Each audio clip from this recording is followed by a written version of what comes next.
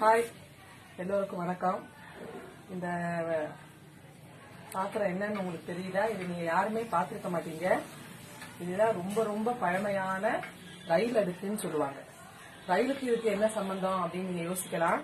அந்த காலத்துல சேத்ராடம் போறதுக்கு, காசி, ராமேஸ்வரம் இதுக்கெல்லாம் போறதுக்கு சமையல் பண்றதுக்குன்னே பிரத்யேகமா தயாரிக்கப்பட்ட ஒரு பாத்திரம்.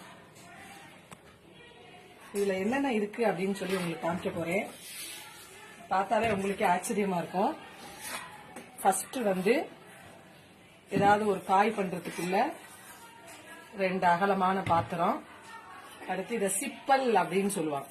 இந்த சிப்பல் எதுக்குன்னா சாதம் வடிக்கிறதுக்கு, கஞ்சி வடிக்கிறதுக்கு, அடுத்து காய் வதக்கிறதுக்கு ஒரு சின்ன இழுப்பச்சட்டி, அடுத்து டவரான்னு சொல்றது காப்பி ஆத்துறதுக்கு இல்ல வேற எதுக்காவது யூஸ் பண்ணிக்கிறதுக்கு.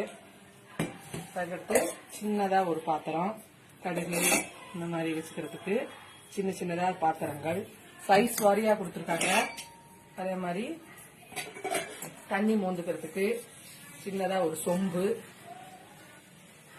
அதுக்கடுத்து கூட்டு,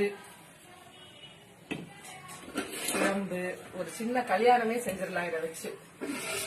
அதை விட ஒரு சின்ன பாத்திரம். கடைசியா ரொம்ப ஆச்சரியமா இருக்கும் உங்களுக்கு, பெரிய கவலை தண்ணி மூந்து வச்சுக்கிறதுக்கு.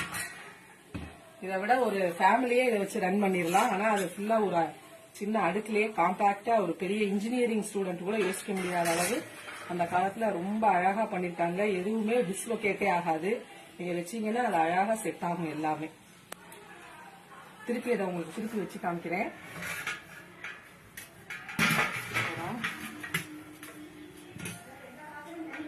எல்லாமே தனித்தனியாக செட் பண்ணுறேன். 2 1 2 3 4 5 6 7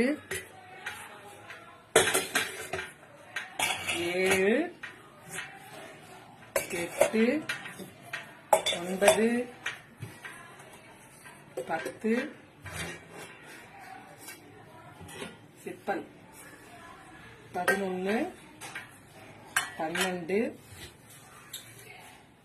13 14. 2 in 1 கேள்விப்பட்டிருக்கீங்க. 14 in 1 அப்படிங்கிறது இதுதான். இந்த வீடியோ உங்களுக்கு பிடிச்சிருந்தா லைக் பண்ணுங்க, இல்லைன்னா ஷேர் பண்ணுங்க, இல்லை சப்ஸ்கிரைப் பண்ணுங்க. தேங்க்யூ.